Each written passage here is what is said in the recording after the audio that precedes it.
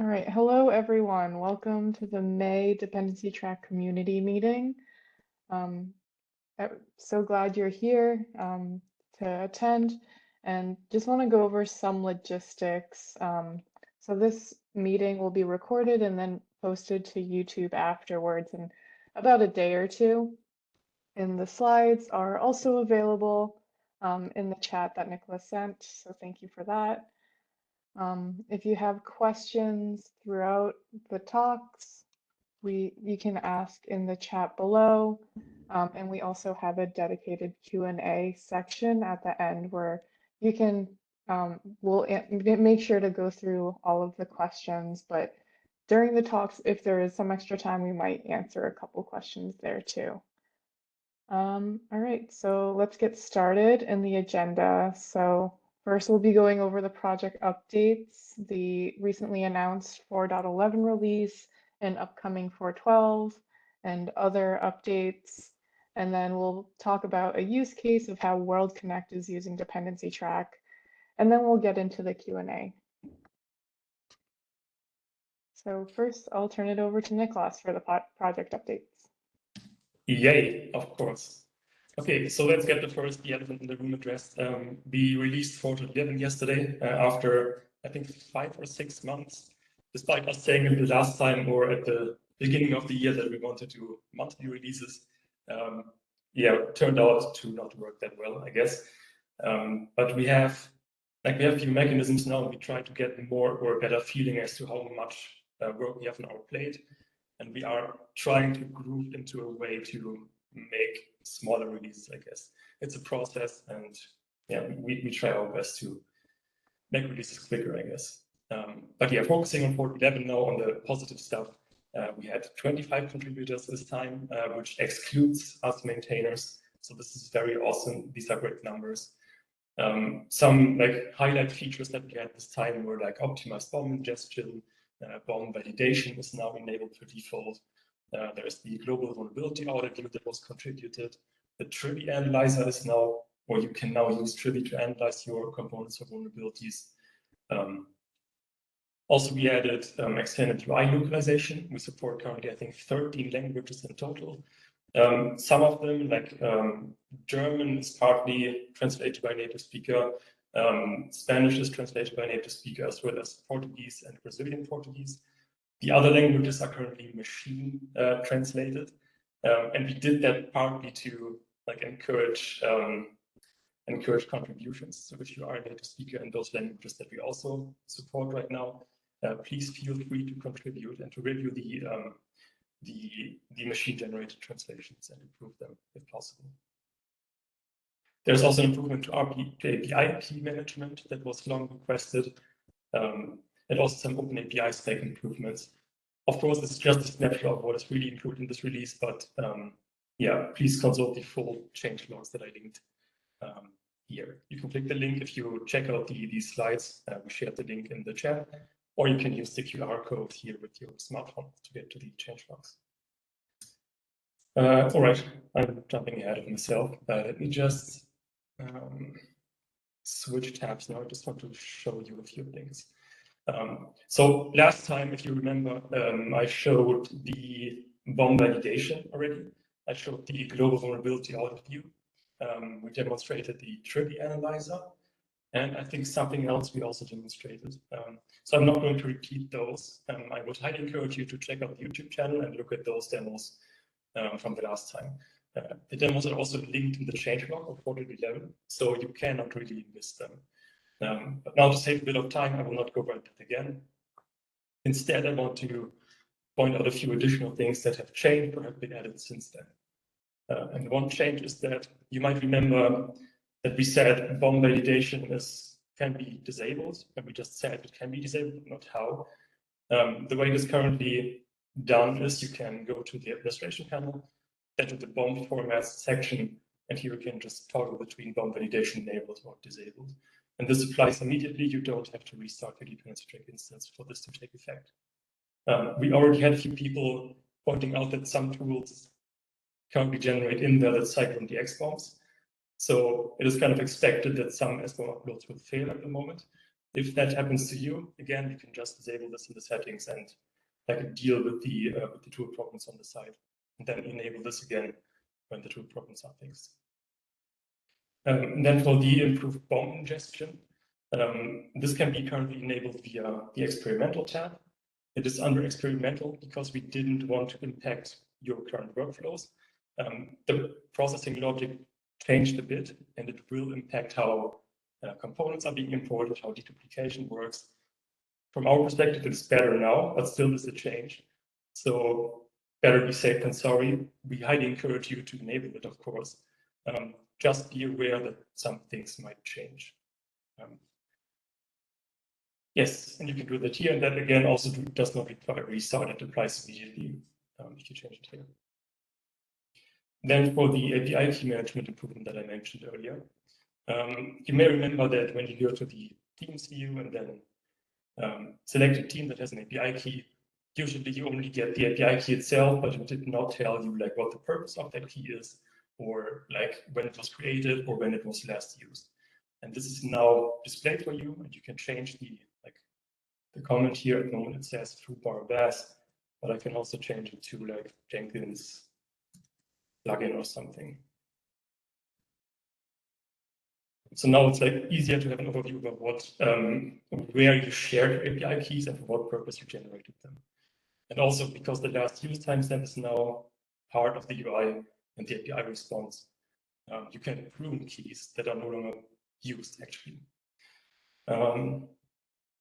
I think that's pretty much it here. Oh yeah, just one more detail. The last used timestamp is updated with a slight delay, and that just has to do with the fact that we buffer API key usage for, I think, 30 seconds in memory, and only then fluff into the database. That's because if you do like hundreds of requests at once, we don't want to write hundreds of times in the database, right? It would be, that would have a high impact.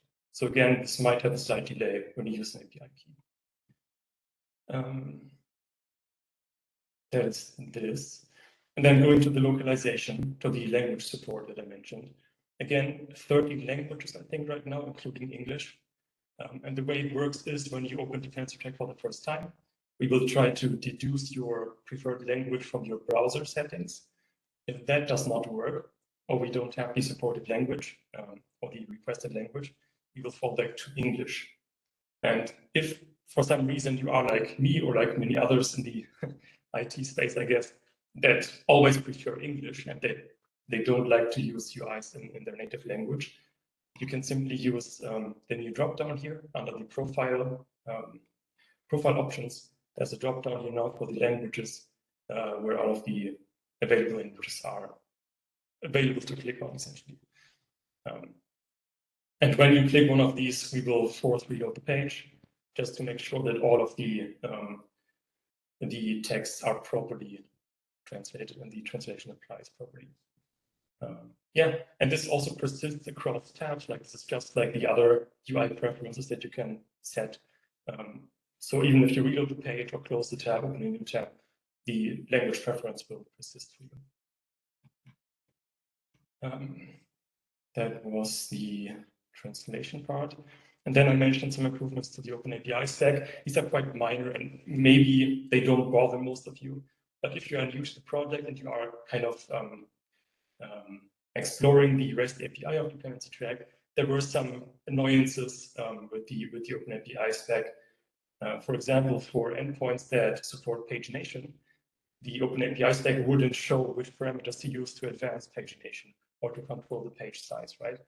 And that is now fixed. So all endpoints that have pagination are supported also show the page size, page number, or offset and limit parameters. And the same is true for sorting. So you can now see which field to sort by, and then also the sort order ascending or descending. In addition to that, every single endpoint that requires special permissions will now say it in the endpoint description. And then there are some minor changes like UUID fields now actually set the format in the stack to UUID. So it will no longer accept you submitting strings that are not UUIDs, essentially. Yeah, the OpenAPI spec file is still not perfect because it's auto-generated for the most part, but we are working on making it even better over time. But these are just some quite good improvements, I think, over the previous state. Okay, switching back to the presentation. One word about the Helm chart. If you remember from last time, we announced that we now have an official Helm chart. We also announced the GitHub repository for it. The Helm chart is now also available on Artifact Hub, which many are using to discover Helm charts. And now, in addition to just being there, we also have the official label. So if people are searching for Dependency-Track in Artifact Hub, they will discover our chart as official one and not any third-party charts. If you are using third-party charts at the moment, we would encourage you to migrate. We do not have any migration path for any third-party charts. So that is a little caveat here. Another good thing about this is that we did get quite a few contributions here. We are now at version 0.4.0 already. And the current chart supports Dependency-Track version 4.11 already. Yep. Looking in the future for the 4.11 4.12 plans, what we did not include in 4.11 is the support for known exploited vulnerabilities. We were planning to do that, but it required a bit more research and planning, and we didn't get to finish that in time for the 4.11 release. Also, along the path of researching this topic, we came across multiple sources. There's not just c-scrm, there's also vuln check, which provides data for known exploited vulnerabilities. And there are also third-party services like inthewild.io or even exploit databases that may be useful here.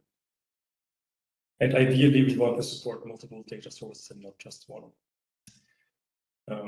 Also, there's this kind of interplay with EPSS. So EPSS shows you how likely it is that a vulnerability is being exploited in the wild, whereas CAP like really tells you, hey, this is exploited in the wild, right? So there's an interplay here, and what we ideally do not want to do is just show another widget for CAP. Ideally, there would be some kind of overview that tells you the more complete story about exploitation of the vulnerability at hand. And we really need to figure out how to best display and service this to users. Also, we're planning on implementing an update check so that Dependency-Track will show you in the UI, or potentially also via notification, that a new version is available at the moment that is missing, and users have to go out of their way to discover new versions on GitHub or the changelog site. Also, there's an open PR that sadly didn't make it for 4.11 for supporting collection projects. You might know that at the moment you can structure your projects in parent-child relationships with arbitrary nesting. But at the moment, there's not much benefit to that, except like visual appearance. So what we want to support is making parent projects useful in the sense that they can aggregate metrics of their children. And that is currently being worked on by Ralph. Apologies again, I didn't get to review and test the pull request in time.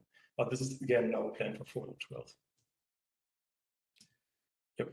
And then in addition, we already upgraded the base image of our container image to Java 21 in 4.10. And now in 4.12, we are planning to do the full Java upgrade to 21. This affects mostly lab contributors. You can now use full Java 21 features if you want. And that upgrade was already done yesterday, which it was quick to do. Caveat here, the planning is not 100% complete. We might still add or remove things in this milestone. And there are already like plenty of PRs to review and merge. So the final 4.12 version will be a bit bigger. But yeah, as I mentioned in the beginning, we are trying to be more conscious about how many stuff we include in new versions, so it's not as stretched as this time again, with like 5 months. Quick update on Project Hyades as well. The main objective is still to reach the GA status, so general availability. We have a roadmap issue for that we use as a collection of things to do before we consider this project to be GA.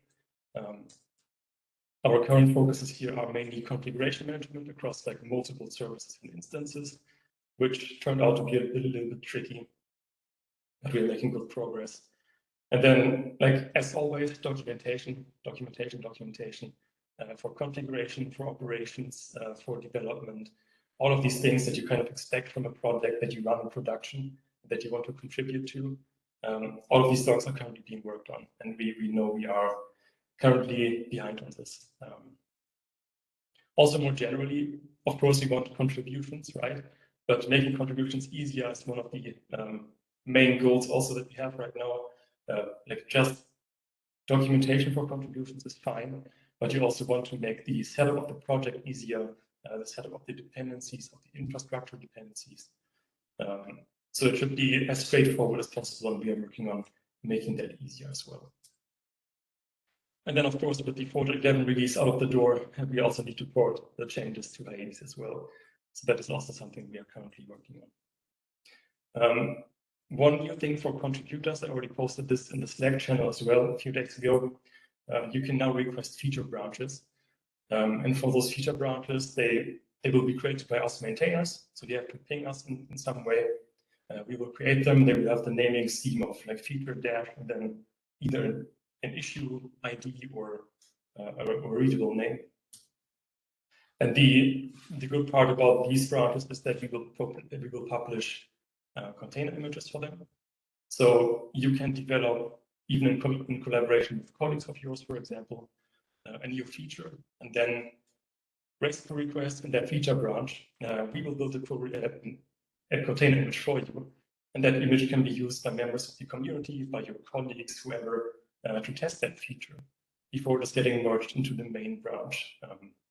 And this is just addressing one thing that we had, or a challenge that we had in the past, where bigger features are being delivered. We wanted community feedback, but also we cannot really expect users to clone the repository, build the project, build the container image. That is just too much overhead for testing. So this is just a way of getting new features into the hands of users of you sooner. So if you're currently working on a contribution, please let us know if you want to try this. There's probably still room for improvement here, but let's find out together, I would say. Yeah, and then for new contributors, we are also trying to do a better job of labeling things as good first issue in a better way. We also try to apply like effort estimations for those. So again, I highly encourage you to look at the open issue tickets. There's a link here. And I just raised a few pull requests for improving the translation, for example, to the new languages that we currently added. Yeah, so if you want to contribute to the project, please have a look at the good first issue labels and also the sizing labels to get a better overview over how much effort a given issue will have. Yeah, the one thing, so this will not be a new category or something, but it's just something that I really wanted to highlight. In this release cycle, there were like 2 people who like really helped me or helped us. And one of them was Marlon. Like Marlon implemented the Trivi support, the localization support. There's a new feature for auth tokens in webhooks and much more. Also, like offered to test new features that I was working on or to like review pull requests. That was a really, really huge help. So thank you very much for that, Marlon. And then there's like Adam. And Adam was, I think you were new to the project in the beginning of the year. And you looked at the front-end repository, found a bunch of stuff that looked off, and just raised pull requests for it. So if you now look at the auto-generated change logs on GitHub for the front-end repository, like at least half of the pull requests are from Adam. And they are like things that we as maintainers typically don't look at or don't see anymore because we're still used to the project. But he spotted those, he raised pull requests, and it was a really, really great help. So thank you for that. Yep, and that's from me. I think now we would hand over to Adam and Aravind from both Kinect. How do we do that best is the question. I think they are panelists. Awesome. Then let me stop sharing. Cool. Mic check, all good? Yep, we can hear. Right, this is my first time sharing with Open, so let's see how Joy is done.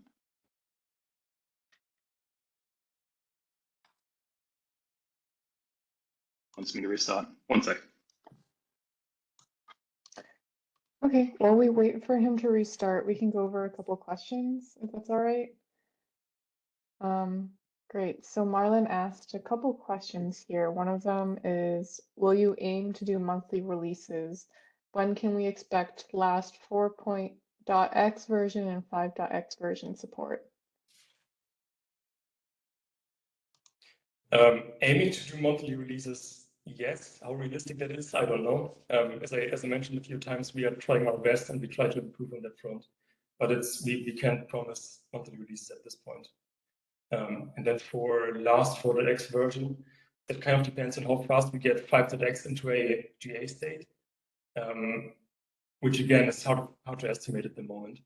But I wouldn't put a hard limit on 4.x versions right now. So I'm expecting at least 4.13, probably 4.14, 4.15. We will see. Generic answer, I'm sorry, but that's all it is.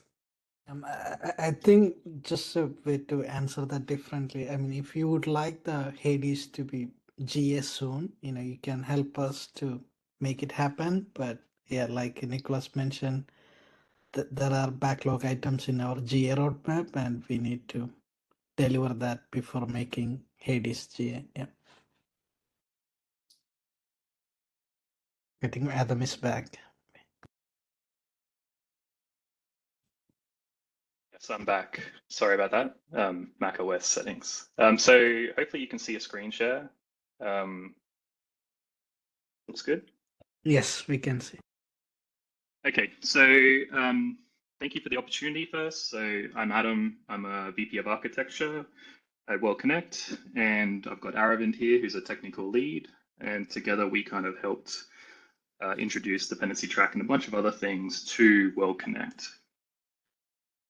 So who is WorldConnect? We're a Fortune 100 energy management and logistics company. We're based in Miami, Florida. We operate around the globe, and we do a lot of different things in the aviation, marine, and kind of ground-based, what we call land segments. So a bunch of stuff, maybe about 60 development teams across the globe. And kind of this is our story around Dependency-Track. So first to kind of tell a journey, how did we get here? 2021, Log4Shell. I won't say any more about that, but that kind of gave us the energy to look at something better than our kind of inbuilt homegrown solutions and scripts that we were doing to look at dependency trees and stacks and stuff like that. So 2022, Aravind helped prototype and pilot a combination of Dependency-Track, Sift, Gripe, maybe some other things as part of our internal Tech Radar program.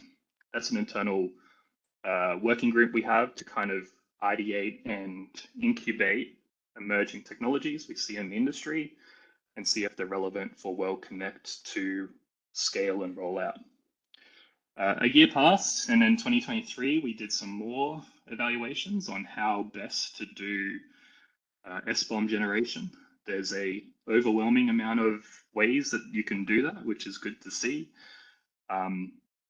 In WorldConnect, we have a lot of different technologies and tech stacks. So we were looking for something that simplified the way we generate bombs, and we settled on CDX Gen to help us there. In 2023, we also rolled out Dependency-Track to all of our development teams, and we created what we call our SBOM bot, and we'll show you what that looks like shortly. And then, as Nicholas said, like 2024, we've started to contribute back where we can into various open source communities that are, we're benefiting from. So very passionate about that. So at a high level, this is our solution that we've come up with. It's not perfect, it's evolving, but it's where we're at as of today. WorldConnect, we store all our source code in Atlassian Bitbucket, and upon any code commit to any of our repositories, we're processing those events and initiating what we call our SBOM bot, which is a series of automation scripts that will initiate the bomb generation using CDX Gen server. We also create like a pseudo project in Dependency-Track that mirrors the Bitbucket project hierarchy.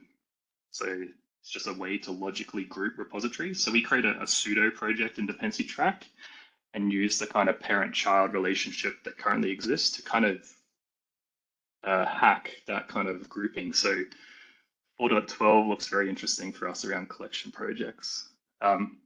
We also do some post-processing steps around adding metadata back to these Dependency-Track projects. So we add a bunch of tags that represent ownership, which team or squad or organization owns a project, as well as external references back to our pipelines, back to our code bases. And also we have an automated way of setting active and inactive flags based on some heuristics in our code bases.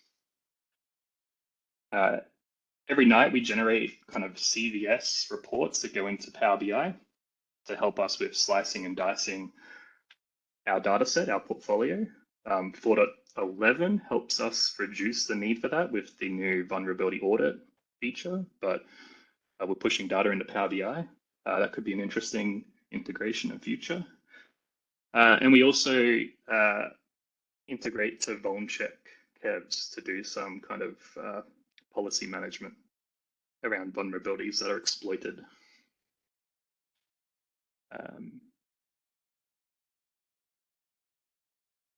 So I'll hand over to Aravind, who will take us through a bit more of the mechanics internally.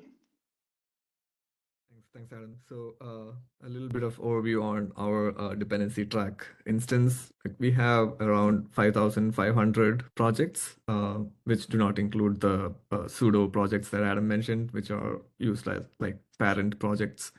And all of that is running on a single AWS ECS Fargate container and backed by a single node Postgres database. We've also integrated Azure SSO, so maintaining users and roles are easier there. And yeah, so that setup has been working pretty smooth for us. And yeah, we've not faced any load issues so far, touch wood. So, and like Adam mentioned, we have a integration with vuln-check for known exploited vulnerabilities. So how it actually works right now is we hit the vuln-check open APIs to get the list of CVEs that are known in the list, and we add those CVEs as a condition in a policy in Dependency-Track. So this process happens weekly due to rate limiting and metrics issues, and this actually helps us figure out which projects are, have this condition violated and stuff like that. So it's pretty useful for us. And the upcoming feature for kevs in Dependency-Track by native support will easily will be a big win for us. We don't have to do our custom integration like this. And yeah, comparing, we first used the CISA data source to get all the kevs, but we noticed that the vuln-check data catalog for kevs are much vast compared to the CISA data catalog. So we decided to switch to vuln-check. I think it was like vuln-check had 1,900 entities in their catalog as compared to 1,000 in CISA. So yep, so that is our custom kev policy, which we are using a lot. And next, we have this is a screenshot of how our collection or nested project structure looks like. So the parent project is identical to the Bitbucket project, which is a logical grouping of all the repositories owned by a team or a squad. And we also add tags representing the projects and the team or the squad that is owning a repository. This happens as part of a post-processing done by SBOM-bot. So we're just calling the Dependency-Track API and adding those tags after the project has been created in Dependency-Track. So this helps the squads very much, because they just have to click on a tag to see all the repositories that they have to be concerned about. And we also plan to add tags for the tech stacks or the languages or package managers. So if tech lead or people who are looking after a certain stack, they just have to filter by that tag to see all of their repositories and affected vulnerabilities and stuff. So yep, that is our tagging, and over to Adam for the bigger picture. So how does this all fit in? So we created this infograph, and I thought it was useful to share it here. It talks a bit to Dependency-Track on the right-hand side, but we're also a big user of Renovate and contributed back to that. So how does this work for teams? So we've got 60 teams around the globe. They're getting the same type of feedback around dependency updates on each commit to their repository using Renovate. They also get new dependency track metrics from the BOM process. And so this helps to kind of communicate often the resolution to a policy violation, a vulnerability or a KEV or a CDE, is to go and kind of go look back at their Renovate PRs, and for the most part, there should be something laying there ready to apply. Edge cases are there isn't, and we've got to do a lot of work. And so that kind of closes the loop to our teams who are getting a little bit, they're asking questions about, Renovate can do OSD dev kind of integrations, but it only does the direct dependencies. It doesn't look at transitives. And that's where things like Dependency-Track and the BOM process help us out. So this has been useful to kind of show how these two play well together in our kind of AppSec story. So I believe that's kind of like the story of where we are today, where World Connect is got to. And it's been a few years since we started dabbling in it, but really in the last maybe 6 months, we've accelerated a lot of our rollout and automation and maturity around these toolings. So more to come, but happy to take any questions that may exist on how we're approaching this. And thank you again for the opportunity. Thanks, Adam and Arvid. Really appreciate it. Yeah, I think we can jump into questions. Let's see. If you have any questions, please do raise your hands if you would like to directly ask the question, or feel free to post them in the chat. I think we have one question from earlier on from Marlon. From Nicholas's presentation, Marlon asked the feature branch feature. Is that also enabled for Hyades? Yes, it is enabled for all the repositories that we have, like all the main ones. Yes. Great.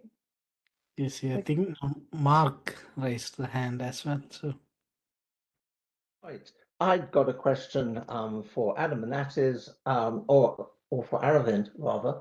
I see you're making heavy use of labels, which is great to see. But do you ever have problems with labels which actually kind of end up being sort of duplicates, where somebody's accidentally created a label with a similar name without realizing one already exists, or a label is no longer needed? So the question is, do you ever have, for instance, a need to clean up labels? We do have that need. Let me answer it this way. So we don't have many, if any, people adding manual labels. So within a 7-day period, we re-bomb every code base, as well as do it on demand for any commit. So within 7 days, Dependency-Track will have a fresh project, and the labels are all dynamic from metadata on the Bitbucket repository itself. So should someone add a label, it's getting like overridden pretty quickly within a 7-day period. So that's not a great answer, but as we scale this to use labels for other types of aggregation and grouping, like we did try adding the quality score label. I think there's SBOM-QS or something like that was adding labels for quality scores. We turned that off because it wasn't helping us at the time. But I can see how, as we scale this out to add ad hoc labels or more programmatic labels, that we probably need something better. And again, as maybe other features come in, collections, projects, the concept of maybe team and organization structures, which might be there already, but as that gets enriched, maybe our use of labels won't be as important for us. Thanks very much. Thank you. Looks like there's a question from Rob. Great pitch. He says, any specific on quantifiable business benefits garnered from your DT deployment?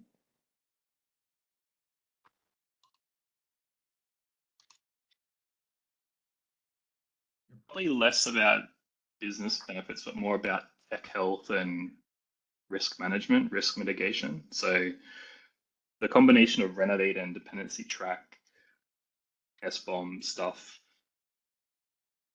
everyone in our product and tech organization now has accurate, up-to-date information on the tech health of their portals, mobile apps, APIs, backends, whatever it might be. So there's an increased awareness about what projects need patching, what projects might have vulnerabilities, what projects vulnerabilities can be solved through a patch that's sitting there. So there's all that kind of insight now. Another byproduct of this process is it's helped us identify inactive code bases. So things that existed in our repository may not have an owner, may not have active commits in the last period of time, but doesn't have any visible indicator that it's inactive or decommissioned or retired. So that's another nice kind of business benefit of being able to reduce our surface area on what projects are deployed, what things are active, who are the owners for them. So we're still not fully there, but we're 6 months in, actively kind of curating our tech health around dependencies and patching. So it's now part of like product roadmaps and reports and all these kind of things. So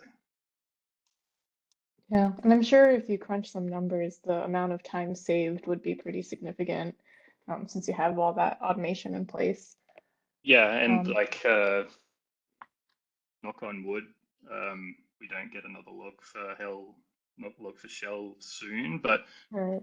that was a down tools, all hands on for months. So now we'll be able to like crunch a little quick component query and be in a better position, within seconds. So we're well positioned for that. Yeah. All right, so we have another question. Do you have an estimate on the percentage of reported vulnerabilities that results in actually needing to be upgraded or mitigated? I'm asking because my experience is that 95% or more do not really need any action. That's probably fair. We're not that advanced yet, so we're just treating, if it's vulnerable, there's probably a patch. We want to do patching, so let's patch it. We do have some teams that are in a position where they maybe can't upgrade to a certain version of a library. And so we're starting to introduce the kind of suppression audited kind of workflow to be able to say, and I think we've got some PRs around that too, to kind of say, we've looked at these are not exploitable in our condition because some runtime libraries aren't on the class path or it's not external facing or whatever it might be. So we've still got a long way to go, but I think that's a fair assumption that you got to thread the needle to exploit a lot of these things, but we're taking a very kind of simple approach of for our other kind of left-hand side of that diagram, we want to patch stuff and try and be in a position that we're ready to take an easy patch or minor release in the event of something critical coming out and not be doing major updates in the moment. So bit of a balancing act. Yeah, it looks like many people are having the same experience. Looks like Marlon had an insight similar to Valentine. I'm wondering if Marlon, you want to go unmute and talk about your experience too? I can unmute you too.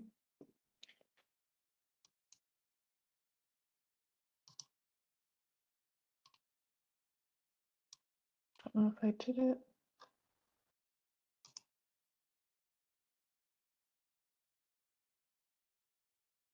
Oh, you there? Looks like you're unmuted.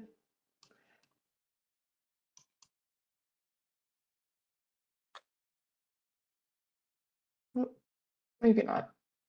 We can move on for now. Question for Adam. Are you actively using Vex? Oh, did I hear something? Sorry, Marlon was asking you if you can unmute again. Sorry. Oh, okay. Yeah, sure. Mute.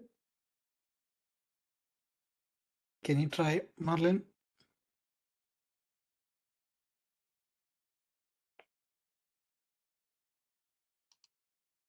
Or maybe make him as a pan. Yeah, I think he's unmuted. Looks like he's there.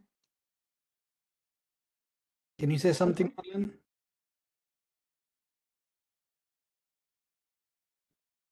I think we can't hear him. His speaker is, sorry, his mic is showing some progress, but Yeah, it looks like he's unmuted. Maybe it's the headphones or something. yeah. Okay. Guess he's gonna drop. Okay. Let's go to the Val question and then we'll go back to Marlon while we wait. So question for Adam, are you actively using Vex or is it in the roadmap for the future? We are not using Vex. In fact, I'm Googling it right now to kind of learn. So maybe. Should we be using it? I don't know. I guess if you want to use Vex, highly depends on how your organization is structured. In some cases, it might make sense to fetch files from remote and then apply them to your project, saying, hey, this is not effective because XYZ. But there are let's call it high volume deployments, where fetching all these files and applying them like via REST API call, it's just too much overhead. So for that reason, we have built like this vulnerability policy thing that is coming in Hyades.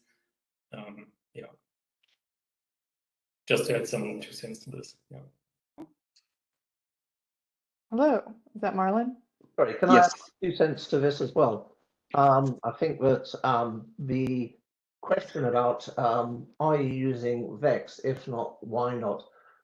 Is going to be become clearer in the future as work which is currently being worked on in standards committees, like Project Koala, also known as T or Transport Exchange API. Don't we all love our recursive acronyms? Which will give us the APIs to be able to actually swap SBOMs and VEXs and VDRs, which is your vulnerability disclosure report, and attestations, etc., in between systems. So you might then be able to have your dependency track ingesting Vex automatically, for instance, from Elasticsearch, so that they can then tell you, yeah, you might see log4j in your dependency tree, but it's not on the class path, or we're not susceptible to the vulnerability, and then don't have to worry about that particular product thanks to the to the Vex. But in summary, there's stuff being worked on. It's coming. It's not here yet. It's going to be a lot of work, but hopefully it's going to be pretty sweet when it's here. Thanks for that context, Mark. All right, so let's try Marlon one more time. Looks like he should be unmuted. Yes, can you hear me? Yes, we can hear Yes. you. Yeah. So like I was trying to say, we have been seeing in the past few months that the amount of vulnerabilities is increasing a lot. It looks like everyone wants to report vulnerabilities, and sometimes they are not actually real vulnerabilities or security vulnerabilities. They are just bugs. And especially since NIST announced on their page that they are kind of in a maintenance mode and to expect delays on reviewing stuff, that this is also increased. I also have to give credits to my colleague that it's also on the call, Frederico. He's been doing a lot of analysis on our end. And he also reached out to a couple of vendors where we figure out that the vulnerabilities were not 100% correct on the description. They were missing some details. And basically, from most of the vendors that we contacted, they kind of discarded this information. They say, oh yeah, we know that doesn't contain anything, but we are not going to add it. So it's quite annoying, because if you are looking into a vulnerability and just reading that, you might miss, you might think that you are not affected when in fact you are affected. And but what we also see is that most vendors now are trying to say, okay, there is a patch, we don't want to deal with this anymore, just patch. Of course, that in an ideal world, everyone should patch, but like Adam was saying, sometimes it's not possible to patch. There are incompatibilities within the software. So if we don't provide all the information, we might be at risk for those vulnerabilities. Great, thank you for your perspective there. Yeah. Yeah, there's definitely a lot of difficulties that we're all working through. And yeah, that makes it good to not just rely on a single source, but to weigh it against other sources. And I'm sure many people on this call are aware of that.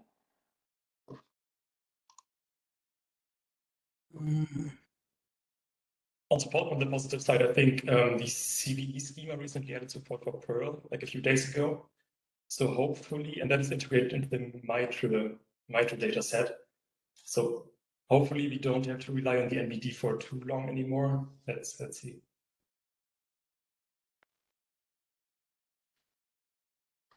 Great.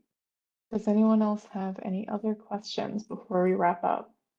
I think, Caroline, there was a question in the beginning from John. Oh, the bomb validation thing, right? Let me read it. For the bomb validation feature, fantastic. If it doesn't come back as valid, is there specific output indicating where or how it is invalid? Yes, if you watch the recording from the last community meeting, again, it's on YouTube, just search for Dependency-Track. I demoed how the validation works. In the UI, when you upload via UI, it will just tell you, hey, this bomb is invalid. But if you upload via API, which is also what the UI is doing behind the scenes, you get a list of all the validation errors that we detected. And because we give you all the errors, displaying it in the UI is just too much right now. We don't have that screen real estate for big bombs. So via API, you will get the response. And also if you look at your browser's developer tools in the network tab, I know this is kind of a stretch for a user, but you can see the errors there as well.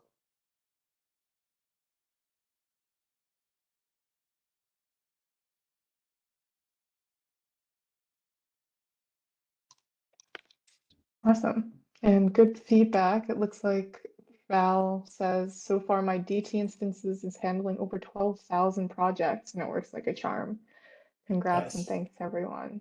Great news.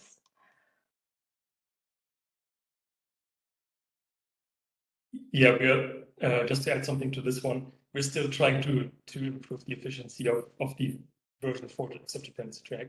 So we hopefully with each new release, even the version 4.x will be able to handle more and more projects in load. Yeah, so expect improvements on that front as well. If we have time, can I ask a question for Adam and Aravind? I'm very curious about the CAF use case that you have, especially since you now have switched to Vuln check. Have you, like, one complaint or one concern I hear often with CAF is, hey, this only affects like certain products, right, but not libraries. Have you like found how many matches you actually get for library components? Do you have any insights on that front? I think you're currently muted, Adam. Yeah, my brain is computing how to answer that. Okay. So our story was bomb all code bases, and we got a bunch of different vulnerabilities, different severities. So Kevs has helped us to kind of create a smaller focus area. I know it's, it focuses on like packaged software that we may not be using, but it's something. So it's like, for us, it's focus on Kevs, focus on things that are external, then internal Kevs, then work our way through the severities of vulnerabilities, and then eventually like everything's recording 0 and we're perfect. So that's how we're using it. It's not perfect, but it is something that's giving our teams a very clear goal, like move this to 0, or determine it's not exploitable in our conditions, and then we'll set the next milestone, which will be severities. Then it'll be something else. Yeah. Thanks. Sorry. Oh no, sorry. Like Adam mentioned, like from your question, like some of the kevs are from some vendors' packages or some vendor products, right? And those may not be exploitable in our situation, right? But it is still portrayed as a kev in the vuln check catalog, just to be on the safe side, I guess, right? So for those kevs, we suppress them and go on from there. But I think suppressed policies still show up as a metric on the top right graph. So yeah, that is one challenge that we had when we were exporting our CSV reports, and those reports are just we call a dependency track API to get portfolio vulnerabilities and format it into a CSV so that can go into a Power BI dashboard, right? So those affected a little bit of the metrics, but so far this was providing a good starting point for teams to, hey, what should I do to better our standpoint of security, right? Instead of just looking at dependency track and seeing all of the metrics here and there. So this policy really helped us to narrow it down for all the individual teams. Yeah. Thank you. That does make a lot of sense. Thanks. Yeah, I think there is a question from Torsten about the hackathon, DT hackathon. I think maybe I just want to add a couple of things, Nicholas. I don't know if you have any thoughts. There is a AppSec Lisbon is happening next month. I think if there is a sufficient interest there, we could potentially work with our staff to have some pre-conference or post-conference like arrangement, like to host it. But again, it's based on Nicholas. Steve can't make the conference, so he already bailed out from the conference. So again, Nicholas and others, like, any thoughts or any other ideas? I think we really need to have a TT hackathon. Yeah. All I can say is I would be happy to participate. It's just that for the owasp-Lisbon conference, I will not be attending, so I can't make it there. But if it's in Europe or even the US, as long as someone is sponsoring it, I guess I'm happy to jump on a bus or plane, whatever.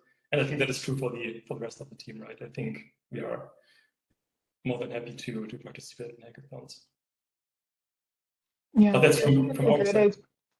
So Yeah, no, I was gonna say that I think it's a great idea. I definitely want to get more contributors into the project. A lot of us are pretty distributed, so yeah, we can discuss this on Slack on like if we want this to be virtual and what time zone we want this to be. But I think this is a great idea and hopefully we can make this work. All right, I think we're at time now. So thank you everyone for joining. Great questions, great discussion. There will be a survey to fill out, so let us know what you think of this call. What else do you want to see on the next call? And yeah, thanks everyone for joining. Thank you. Great. Thanks so much, all. everyone. Bye-bye. Bye.